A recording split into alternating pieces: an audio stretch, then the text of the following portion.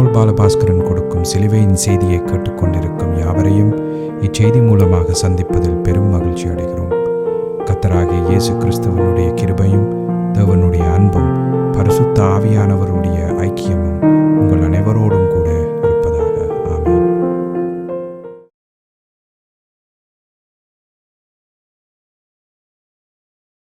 நான் இவாஞ்சலிஸ்ட் போல் பாலபாஸ்கரன். சிலுவையின் செய்தி என்ற இந்த நிகழ்ச்சியில் என் சகோதரர்கள், என் சகோதரிகள், என் நண்பர்கள் எல்லோரையும் மறுபடியும் சந்திப்பதில் நான் பெரும் மகிழ்ச்சி அடைகிறேன். இந்த அருமையான நேரத்தை கர்த்தராகிய இயேசு கிறிஸ்து எங்களுக்கு ஒதுக்கி தந்திருக்கிறார். இந்த நேரத்தில் கர்த்தருடைய வேத வார்த்தைகளை உங்களோடு பகிர்ந்து கொள்வது எனக்கு மிகுந்த சந்தோஷத்தை அளிக்கிறது என்பதை நீங்கள் அறிந்து கொள்ள வேண்டும். கர்த்தருடைய வார்த்தை என சொல்லப்படும் பொழுது அது எந்த காலத்திலும் சிலுவையில் அறையப்பட்ட இயேசு கிறிஸ்துவையே பிரகடனப்படுத்துகிறது என்ற உண்மையை நாம் தெளிவாக அறிந்து கொள்ள வேண்டும். ஆனபடியால் தான் பவுல் அப்போஸ்தலர் 1 கொரிந்தியர் 1:23 நாங்களோ சிலுவையில் அறையப்பட்ட கிறிஸ்துவை பிரசங்கிக்கிறோம் என்று தெளிவாக சொன்ன அதே நேரம் 1 கொரிந்தியர் 2:2 இயேசு கிறிஸ்துவை சிலுவையில் அறையப்பட்ட அவரையே அன்றி வேறொன்றையும் உங்களுக்குள் அறியாதிருக்க தீர்மானித்திருந்தேன் என்று சொல்லி பரிசுத்த ஆவியினால் ஏவப்பட்டு பவுல் அப்போஸ்தலர் சொல்லியிருக்கிறார். அப்போ அதில் இருந்து நாம் அறியக்கூடிய உண்மை என்னவென்றால் சிலுவையில் அறையப்பட்ட கிறிஸ்துவே சுவிசேஷம் என்பதையும் சிலுவையில் அறையப்பட்ட கிறிஸ்துவினாலேயே ரட்சிப்பு என்பதையும் சிலுவையில் அறையப்பட்ட கிறிஸ்துவினாலேயே பரிசுத்தம் என்பதையும் சிலுவையில் அறையப்பட்ட கிறிஸ்துவினாலேயே விடுதலை என்பதனையும் நாம் தெளிவாக அறிந்து அதை உணர்ந்து அதனை விசுவாசித்து நம்முடைய இருதயத்தில் உறுதியாக நிலைநாட்டி வைத்திருக்க வேண்டும். இப்பொழுது நாம் வேத வார்த்தைக்கு போவோம். ரோமர் 8:24 ரோமர் 8:24 அந்த நம்பிக்கையினாலே நாம் ரட்சிக்கப்பட்டிருக்கிறோம். காணப்படுகிறத நம்புகிறது நம்பிக்கை அல்ல. ஒருவன் தான் காண்கிறத நம்ப வேண்டுவதென்ன? இதில் ஒரு மிக முக்கியமான வேத வார்த்தை இருக்கிறது. விசுவாசம் என்றால் என்ன என்றது இந்த வார்த்தையில் தெளிவாக சொல்லப்பட்டிருக்கிறது. காண்கிறத ஒருவன் நம்ப வேண்டிய அவசரம் இல்லை. ஏனென்றால் அதில் என்ன பிரயோசனம்? காண்கிறத நம்புகிறதால காணாததையே அவன் நம்ப வேணும், காணாததையே அவன் விசுவாசிக்க வேணும். அப்போ காணாததை நம்பும் பொழுது அது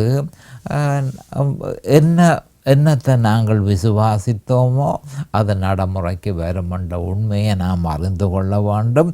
அந்த நம்பிக்கையினாலேயே நாம் ரட்சிக்கப்பட்டிருக்கிறோம். காணப்படுகிறத நம்புகிறது நம்பிக்கை அல்ல. ஒருவன் தான் காண்கிறத நம்ப வேண்டுவதென்ன? இந்த வேத வார்த்தைக்கு நான் தெரிந்து கொண்ட தலையங்கம், ஒருவன் தான் காண்கிறத நம்ப வேண்டியதென்ன? மறுபடியும் சொல்கிறேன், ஒருவன் தான் காண்கிறத நம்ப வேண்டுவதென்ன? இப்பொழுது நாம் ஜெபத்திற்கு கடந்து செல்லுவோம். அருமையானங்கள் பிதாவே உமக்கு ஸ்தோத்திரம், பரலோகத்தின் தேவனே உமக்கு ஸ்தோத்திரம். உம்முடைய குமாரன் இயேசு கிறிஸ்துவை பலியாக சிலுவையிலே ஒப்பு கொடுத்து அவருடைய விலையேறப்பெற்ற இரத்தத்தினால் தேவரீர் நீர் எங்களை மீட்டு கொண்டீர். அதற்காக உமக்கு இன்றைக்கும் ஸ்தோத்திரம் பிதாவே. இந்த நேரத்தில் இதனை கேட்டுக்கொண்டிருக்கும் என் சகோதர சகோதரிகள் நண்பர்கள் எல்லோரையும் தேவரீர் ஆசீர்வதித்து அபிஷேகித்து உம்முடைய வேத வார்த்தைகளை அறிந்து கொள்ளக்கூடிய பாக்கியத்தை அவர்களுக்கு கொடுத்தருள வேண்டுமென்றும், அதே நேரம் அடியேனையும் அபிஷேகித்து உம்முடைய பரிசுத்த ஆவியானவர் தாமே முன்னின்று போதனையை செய்ய வேணும் என்று இயேசு கிறிஸ்துவின் நாமத்தினால் கேட்டுக்கொள்கிறேன் பிதாவே. ஆமேன் and amen and amen and amen. Hallelujah, hallelujah, hallelujah. Thank you, Jesus. Praise the Lord, praise the Lord, praise the Lord. அந்த நம்பிக்கையினாலேயே நாம் ரட்சிக்கப்பட்டிருக்கிறோம் என பவுல் அப்போஸ்தலர் கூறியிருப்பதை பற்றி சற்று விவரமாக பரிசீலனை செய்வது பொருத்தமானது. ஏனென்று சொன்னால் மிக முக்கியமான ஒரு ஆவிக்குரிய உண்மை இந்த வேத வாக்கியத்தில் பொதிந்திருக்கிறது. அது என்னென்று சொன்னால், அந்த நம்பிக்கையினாலேயே நாம் ரட்சிக்கப்பட்டிருக்கிறோம் என்று பவுல் அப்போஸ்தலர் சொல்லுகிறார். அப்போ அவர் என்ன சொல்கிறார் என்றதை நாம் கொஞ்சம் தெளிவாக அறிந்து கொள்ள வேண்டும். நம்முடைய கர்த்தராகிய இயேசு கிறிஸ்து இது பற்றி பிரஸ்தாபிக்கையில், விசுவாசம் உள்ளவனாகி ஞானஸ்நானம் பெற்றவன் ரட்சிக்கப்படுவான், விசுவாசியாதவனோ ஆக்கினைக்குள்ளாக தீர்க்கப்படுவான். அந்த நம்பிக்கையை பற்றித்தான் நம்முடைய ஆண்டவராகிய இயேசு கிறிஸ்து சொல்கிறார். அந்த நம்பிக்கையில் அந்த ஒரு எந்த விஷயத்தை நாங்கள் நம்புகிறோமோ அந்த நம்பிக்கையினால தான் நாங்கள் ரட்சிக்கப்படுகிறோம் என்றதை ஆண்டவர். அதோடு என்ன நடக்குது, நீங்கள் அப்படி நம்பும் பொழுது, நீங்கள் விசுவாசிக்கும் பொழுது என்ன நடக்குது என்ற ஒரு விஷயத்தை ஆண்டவர் தெளிவாக சொல்லியிருக்கிறார். இதெல்லாம் ஆவியில் நடக்குதே தவிர நேரடியாக சரீரத்திலேயோ இல்லாட்டி பார்த்து கொண்டிருக்க நடக்கிறதல்ல. எல்லாம் ஆவியில் நடக்கிறது. ஆவியில் நடக்கிறது எல்லாம் இந்த நிஜமாக மாறுகிறது என்ற உண்மையை நாம் அறிந்து கொள்ள வேண்டும். இதனே நம்முடைய ஆண்டவராகிய இயேசு கிறிஸ்து விசுவாசம் உள்ளவனாகி ஞானஸ்நானம் பெற்றவன் ரட்சிக்கப்படுவான், விசுவாசியாதவனோ ஆக்கினைக்குள்ளாக தீர்க்கப்படுவான் என்று மார்க் 16:16 சொல்லியிருக்கிறார். அப்போ விசுவாசம் என்றால் என்ன என்பதை பற்றி பவுல் அப்போஸ்தலர் கொரிந்தியர் கிறிஸ்தவர்களுக்கு பிரஸ்தாபிக்கையில், நாங்களோ சிலுவையில் அறையப்பட்ட கிறிஸ்துவை பிரசங்கிக்கிறோம் என 1 கொரிந்தியர் 1:23 சுருக்கமாக சொல்லியிருக்கிறார். அப்போ சிலுவையில் அறையப்பட்ட இயேசு கிறிஸ்துவே அந்த விசுவாசம், அந்த நம்பிக்கை. சிலுவையில் அறையப்பட்ட இயேசு கிறிஸ்துவே அந்த விசுவாசம் என்று சொல்லி 2 தீமோத்தேயு 4:7 சொல்லப்பட்டிருக்கிறது. அப்போ அதனில் தான் நாம் நம்பிக்கை உள்ளவர்களாக இருக்க வேண்டும் என்பது பற்றி மேலும் கொரிந்திய கிறிஸ்தவர்களுக்கு பவுல் அப்போஸ்தலர் 1 கொரிந்தியர் 2:2 இயேசு கிறிஸ்துவை சிலுவையில் அறையப்பட்ட அவரையே அன்றி வேறொன்றையும் உங்களுக்குள் அறியாதிருக்க தீர்மானித்திருந்தேன். அப்போ நீங்கள் நம்பிக்கை வைக்க வேண்டியது எதில்?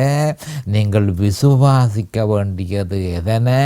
நீங்கள் விசுவாசம் உள்ளவர்களாக எதில் மாற வேணும் என்றதை பற்றி சுருக்கமாக 1 கொரிந்தியர் 2:2 இயேசு கிறிஸ்துவை சிலுவையில் அறையப்பட்ட அவரையே அன்றி வேறொன்றையும் உங்களுக்குள் அறியாதிருக்க தீர்மானித்திருந்தேன். அப்போ ரட்சிப்பின் பாதைக்கு ரட்சிப்பை பெற்றுக்கொள்ள வேணுமாயிருந்தால் இதில் மட்டுமே நம்பிக்கை வைத்திருக்க வேண்டும். இந்த வார்த்தையில் 1 கொரிந்தியர் 2:2 நுணுக்கமாக ஆராய்ந்து அந்த வேத வார்த்தையில் நம்பிக்கையாக இருக்கும் பொழுது ரட்சிப்பு சாத்தியப்படும் என்பதை நாம் அறிந்து கொள்ள வேண்டும். அடுத்ததாக அந்த நம்பிக்கைக்கு பாத்திரராகிய, அந்த விசுவாசத்துக்கு பாத்திரராகிய, அந்த நம்பிக்கைக்கு பாத்திரராகிய கர்த்தராகிய இயேசுவே நீ உன் வாயினாலே அறிக்கையிட்டு தேவன் அவரை மரித்தோரிலிருந்து எழுப்பினார் என்று உன் இருதயத்தில் விசுவாசித்தால் ரட்சிக்கப்படுவாய்.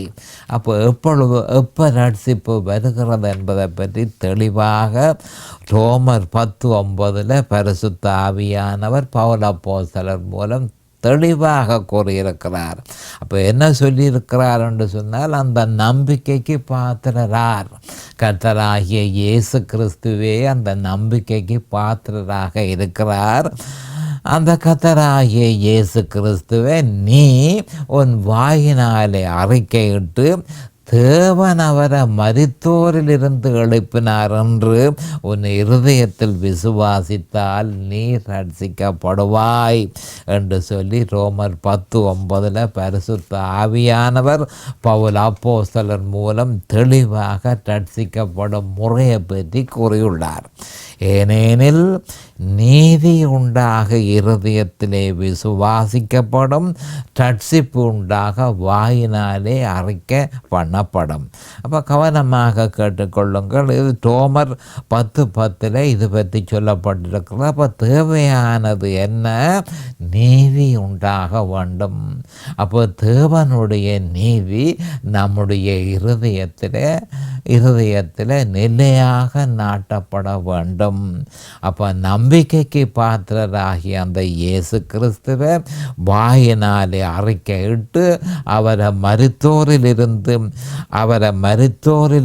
எழுப்பினார் என்று உன் இருதயத்தில் விசுவாசித்தால் ரட்சிக்கப்படுவாய். ஆர் மரித்தோரிலிருந்து எழுப்பினது? தேவன் அவரை மரித்தோரிலிருந்து எழுப்பினார் என்று உன் இருதயத்தில் விசுவாசித்தால் என்ன நடக்குதுன்றதை ரோமர் 10:10 சொல்லப்பட்டிருக்கு. உன்னுடைய இருதயத்தில் நீதி இருக்குது, தேவ நீதி இருக்குது. பாவியான மனுஷனை விடுதலை செய்வதற்காக, அவனுக்கு நீதியை கொடுப்பதற்காக, அவனுக்காக இயேசு கிறிஸ்து சிலுவையிலே எல்லாவற்றையும் செய்து முடித்திருக்கிறார்.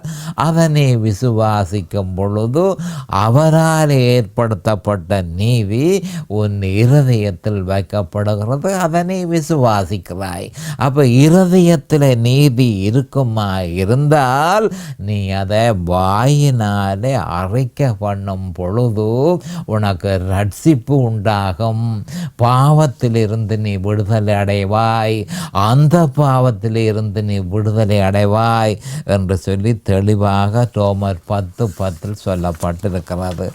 அப்போ இருதயத்தில் தேவநீதி உண்டாவதற்கு சிலுவையில் அறையப்பட்ட இயேசு கிறிஸ்துவை விசுவாசிக்க வேண்டும் என்பதும், விசுவாசி அந்த நம்பிக்கையில் நிலைத்திருக்க வேண்டும் என்பதும் ரட்சிப்பின் நிபந்தனைகளாக இருக்கின்றன. மறுபடியும் சொல்லுகிறேன். அப்போ ரட்சிப்புக்கு தேவன் ஒரு நிபந்தனையை ஏற்படுத்தி இருக்கிறார். என்னென்று சொன்னால், தேவநீதி உன்னுடைய இருதயத்தில் உண்டாக வேணுமா இருந்தால் நீ சிலுவையில் அறையப்பட்ட இயேசு கிறிஸ்துவை உன்னுடைய இருதயத்தில் விசுவாசிக்க வேண்டும். அடுத்ததாக நீ என்ன செய்ய வேணும் என்று சொன்னால், ரட்சிப்பை பெற வேணும் என்று சொன்னால் நீ அந்த நம்பிக்கையில் நீ நிலைத்திருக்க வேண்டும். அப்போ வாயினாலே அறிக்கை பண்ணுகிறாய், தேவநீதி உன்னுடைய இருதயத்தில் இருக்கு என்று சொல்லி அதை வாயினால் நீ அறிக்கை பண்ணும் பொழுது உனக்கு ரட்சிப்பு ஏற்படுகிறது.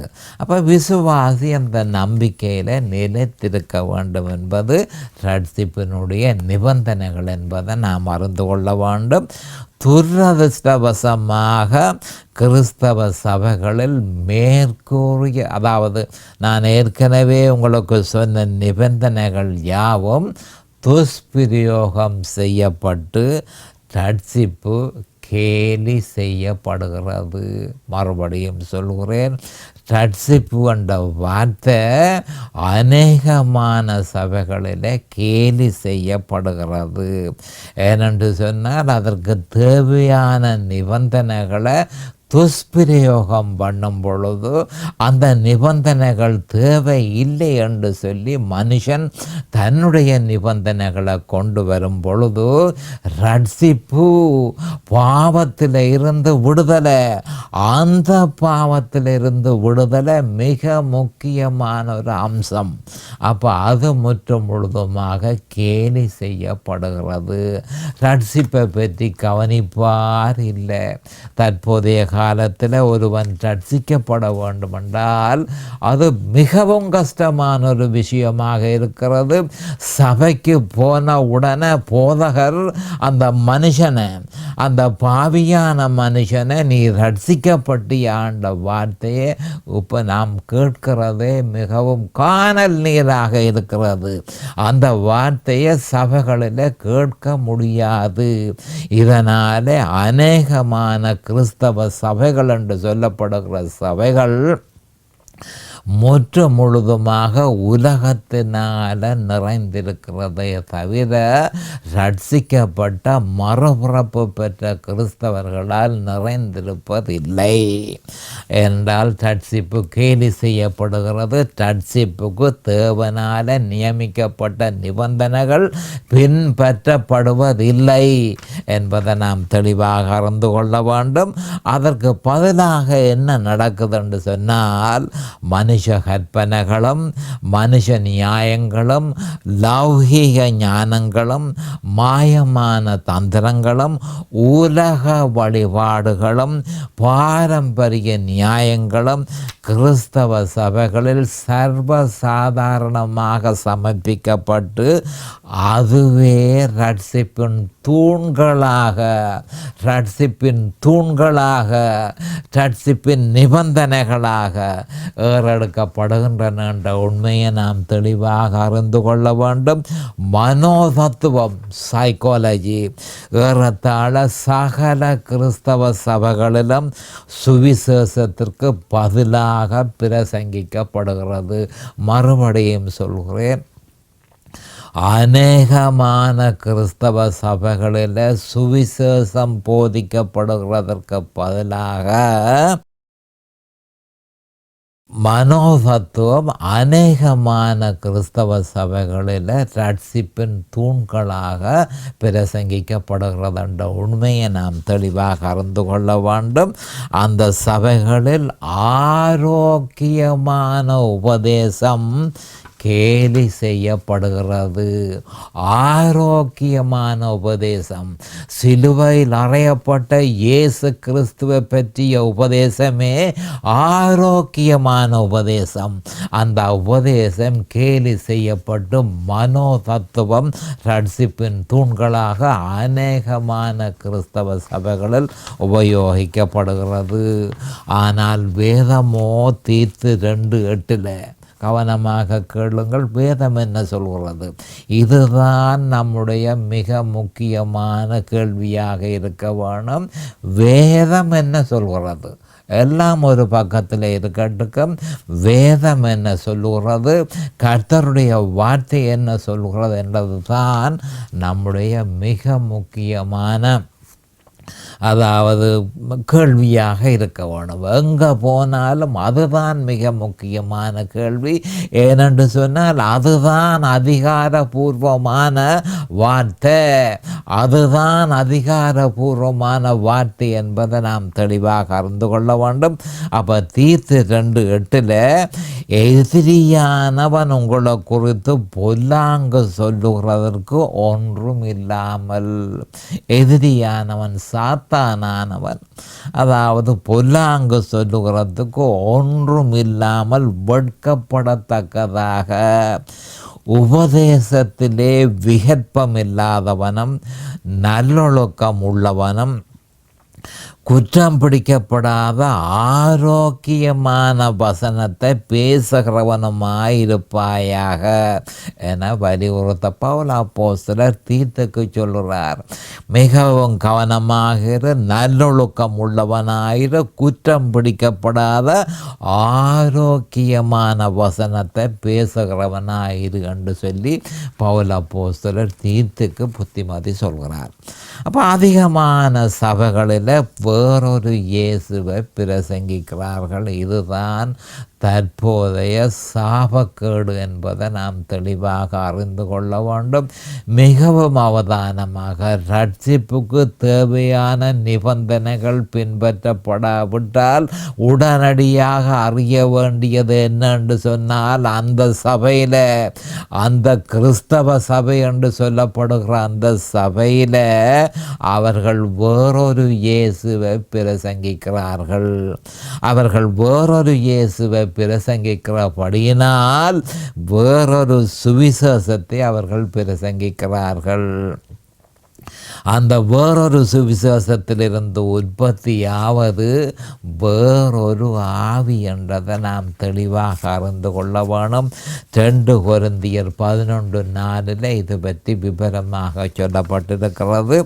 அந்த வேறொரு, கவனமாக கேட்டுக்கொள்ளுங்கள், இதுதான் பெரிய ஒரு பிரச்சனை. அந்த வேறொரு ஆவியினால அவர்கள் அபிஷேகம் பண்ணப்பட்டிருக்கிற அறியாமல் அநேகமான கிறிஸ்தவர்கள் தாங்கள் பரிசுத்த ஆவியினாலே அபிஷேகம் செய்யப்பட்டிருக்கிறதாக நம்புகிறார்கள்.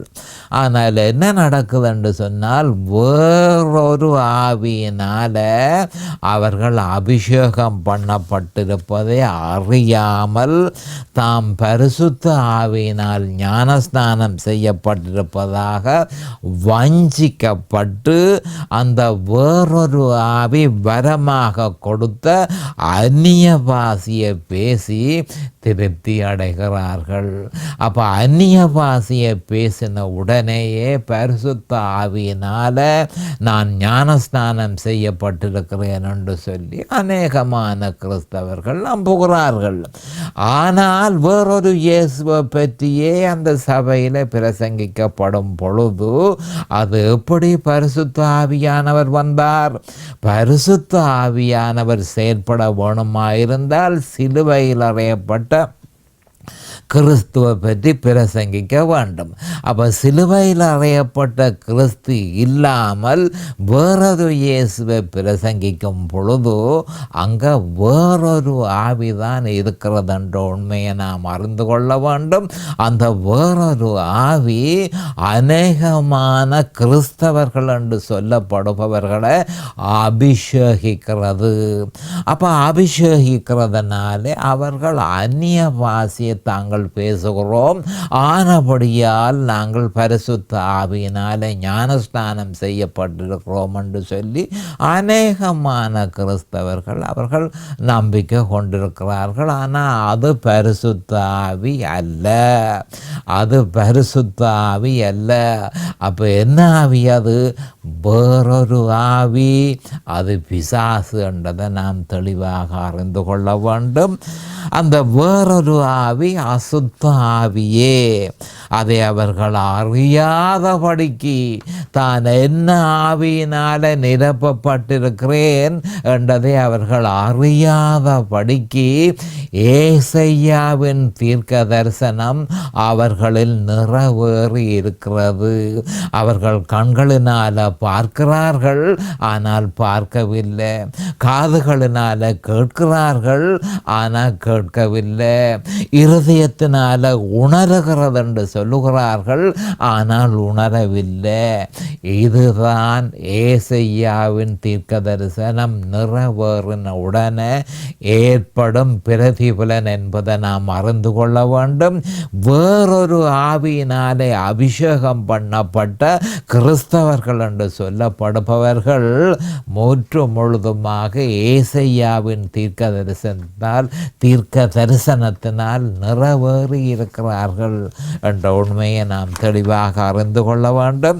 இது பற்றி லூக்கா 13:23-24 சொல்லப்பட்டிருக்கிறத நாம் ஒவ்வொருவரும் அறிந்திருக்க வேண்டும்.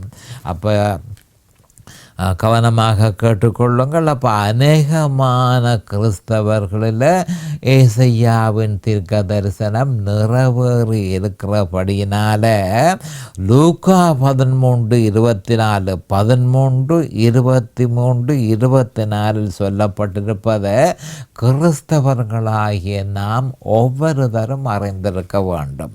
அது என்னென்று சொன்னால், லூக்கா 13 23-24 அப்பொழுது ஒருவன் அவரை நோக்கி, ஆண்டவராகிய இயேசு கிறிஸ்துவை நோக்கி, ஆண்டவரே, ரட்சிக்கப்படுகிறவர்கள் சில பேர் தானோ என்று கேட்டான். அப்போ அவனுக்கு சந்தேகம் வந்துட்டது. ஆண்டவருடைய பிரசங்கத்தை கொஞ்ச நேரம் கேட்டுக்கொண்டிருந்தான். அதாவது கடுகு விதையை பற்றிய உபமானத்தையும், அடுத்தது புளித்த மாவை பற்றிய உபதேசத்தையும் அவன் கேட்டுக்கொண்டிருக்கும் பொழுது அவனுடைய மனதில் சந்தேகம் ஏற்பட்டது, நியாயமான சந்தேகம். அப்போ அந்த சந்தேகத்தை நேரடியாக ஆண்டவராகிய இயேசு கிறிஸ்துவிடம், ஆண்டவரே, ரட்சிக்கப்படுகிறவர்கள் சில பேர் தானோ என்று கேட்டான். அதற்கு அவர் இல்லை என்றும் சொல்ல இல்லை, ஆமென்றும் சொல்ல இல்லை. அப்போ என்ன சொன்னார்? கவனமாக கேட்டுக்கொள்ளுங்கள். அவர் இடுக்கமான வாசல் வழியாய் உட்பிரவேசிக்க பிரயாசப்படுங்கள். இடுக்கமான வாசல் வழியாய் உட்பிரவேசிக்க பிரயாசப்படுங்கள். அநேகர் உட்பிரவேசிக்க வகை தேடினாலும் அவர்களாலே கூடாமல் போகும் என்று உங்களுக்கு சொல்லுகிறேன் என்று சொல்லி தெளிவாக சொல்லியிருக்கிறார். அப்போ இந்த வார்த்தையை சரியான முறையில் பரிசீலனை செய்வதாக இருந்தால், ரட்சிக்கப்பட்டிருக்கிறேன் என பூமியில் திருப்தி அடைந்திருக்கிறவர்கள் மரணம் சம்பவித்தவுடன் ரட்சிப்பின் கதவு அவர்களுக்கு மூடப்பட்டிருப்பதை மத்தேயு 7:21-23 இது பற்றி சொல்லப்பட்டிருக்கிறது. அப்போ மூடப்பட்டிருப்பதை அவர்கள் உணர்ந்து மிகவும் வேதனைக்குரிய ஆனால் உறுதியான அந்த பிரகடனத்தை நம்முடைய கர்த்தராகிய இயேசு கிறிஸ்துவிடமிருந்து பெற்று அதன் பிரதிபலனாக தாம் நரகத்திற்குள் நிரந்தரமாக அடைக்கப்படுவதை அவர்கள் அறிந்து கொள்வார்கள் என்பது பற்றி இயேசு கிறிஸ்துவே லூக்கா 13:25-30 தெளிவாக சொல்லியிருக்கிறார். இயேசு கிறிஸ்துவே லூக்கா 13:25-30 சொல்லியிருக்கிறார். வீட்டை ஜமான் எழுந்து கதவை பூட்டின பின்பு நீங்கள் வெளியே நின்று, ஆண்டவரே, ஆண்டவரே, எங்களுக்கு திறக்க வேண்டும் என்று சொல்லி கதவை தட்டும் போது அவர் பிரதியுத்தரமாக, நீங்கள் எவ்விடத்தாரோ, உங்களை அறியேன் என்று உங்களுக்கு சொல்லுவார். அப்பொழுது நீங்கள் உம்முடைய சமூகத்தில் போஜனபானம் பண்ணினோமே, நீரங்கள் வீதிகளில் போதகம் பண்ணினீரே என்று சொல்லுவீர்கள். ஆனாலும் அவர், நீங்கள் எவ்விடத்தாரோ, உங்களை அறியேன், அக்கிரமக்காரராகிய நீங்கள் எல்லாரும் என்னை விட்டு அகன்று போங்கள் என்று சொல்வார் என்று உங்களுக்கு சொல்லுகிறேன்.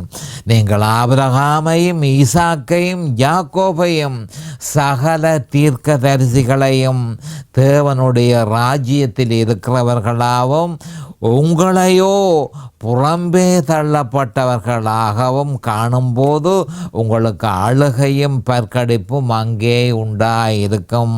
கிழக்கிலும் மேற்கிலும் வடக்கிலும் தெற்கிலும் இருந்து ஜனங்கள் வந்து தேவனுடைய ராஜ்யத்தில் பந்தி இருப்பார்கள்.